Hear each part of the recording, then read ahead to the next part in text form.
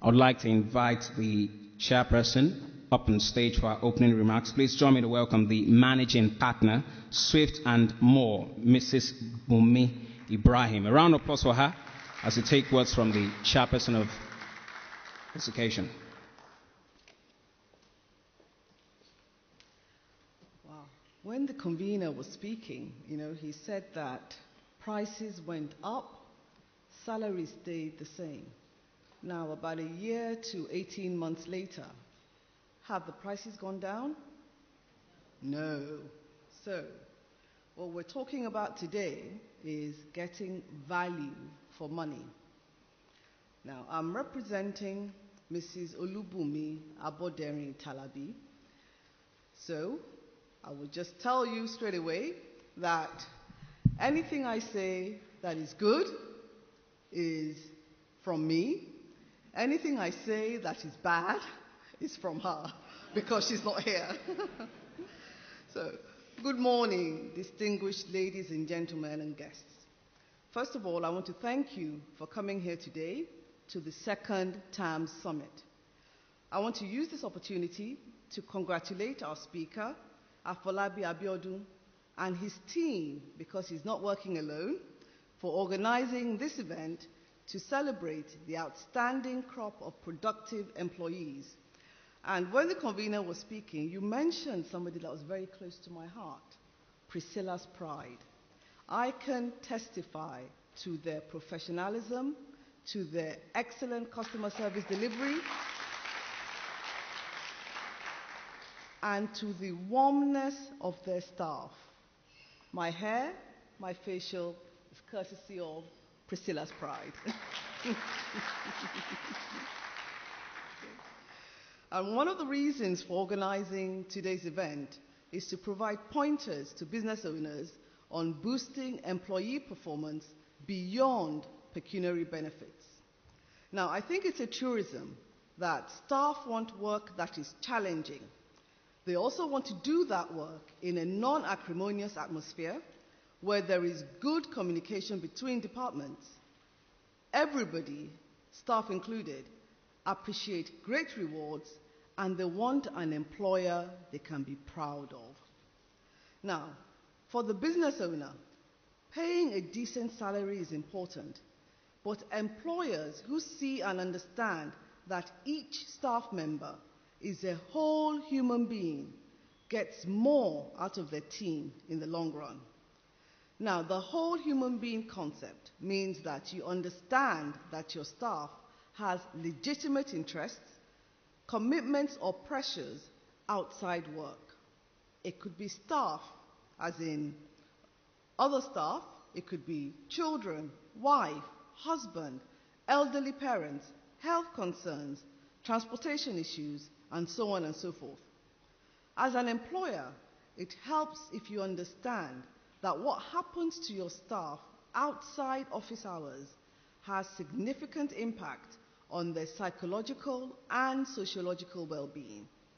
This, in turn, affects their productivity and, ultimately, your profit margin. Yes, you can take care of your staff financially, but the companies that consistently rank in the top 10 of best places to work recognize that providing a work environment that offers psychological safety and sociological support is a surefire way to boost employee performance beyond pecuniary benefits. Now, I'm going to talk about the 3 C's: character, culture, and communication. To have a physiologically safe work environment, you first of all only hire the right kind of people that will fit into your vision for your company. You have to have a stone-cold, some would say a stone-hearted understanding of the personality type you are looking for in all your recruits. Secondly, character. You have to dissect it, define it, digest it, and then disseminate it through your HR department. Now, here are 4 examples from 4 different companies of the character that they are looking for in their staff.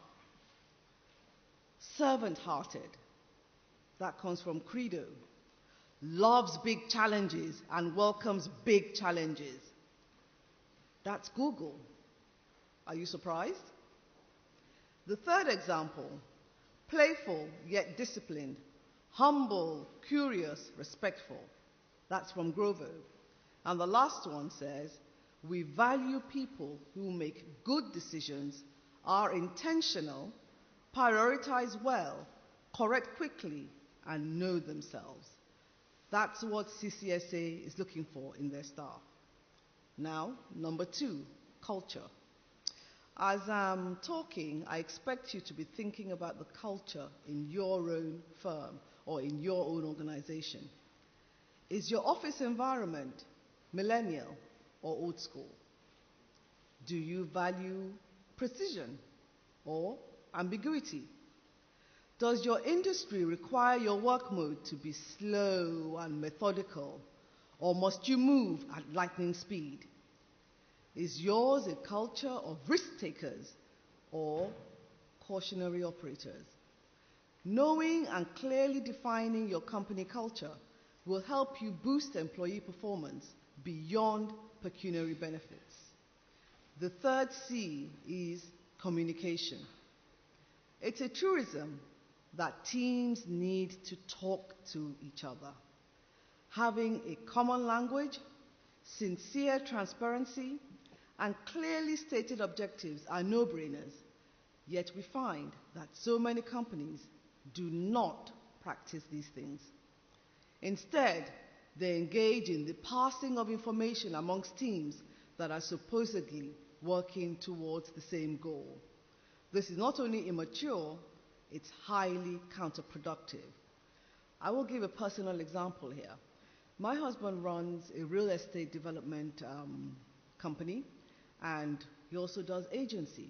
That means if you have a property you want to rent or a property you want to sell, you instruct the company. Now, we find that, let's say the MD of Ibile Holdings, for instance, calls and says, Ibile Holdings, we have a block of 12 number 3-bedroom flats, and we want you to market that for us, find tenants. We used to find that it was only the person who happened to pick up the phone that would work on that instruction. They would not want to give that instruction to the other members of the team. So as a result, you could have that one person carrying that instruction for 6 months. Whereas, if that person had shared that information amongst the team, they could all have worked on it together and gotten tenants within a week.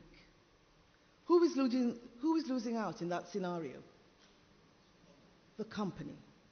Okay, so how do we get over that? It says, the divide and conquer style adopted by many bosses means the company can only move as fast as that one person who is holding the information. That is the example that I've just given.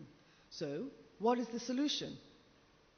You have to build the right team, give them the resources to achieve the goal that you have set them, then trust them to get on with it. Now, these 3 things, the 3 C's, are what any company at any income level can do to boost productivity. Every year, Fortune magazine ranks the best companies to work for.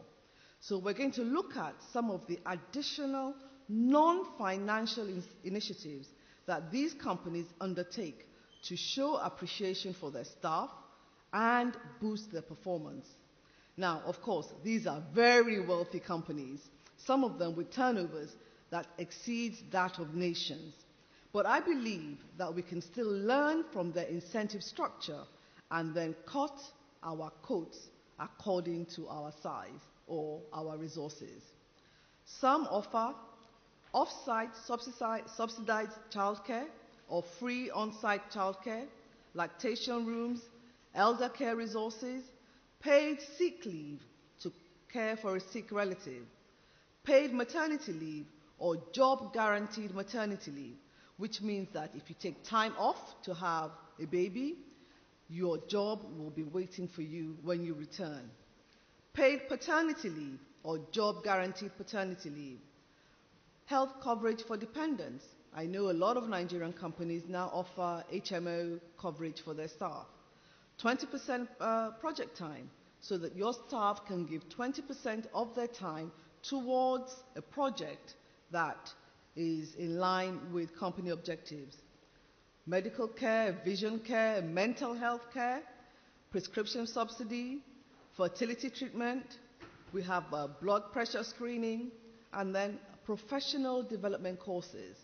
I'm a lawyer and I run a law firm. And as part of continuing legal education, we allow our lawyers to go for professional development courses, which means that they are increasing their knowledge, and when they come back, the firm is going to benefit from everything that they have learned.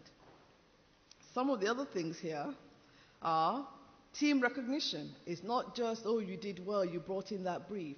You can give something to say thank you. Meeting the boss, the CEO, or the chairman one-on-one. A bucket list or dream employment.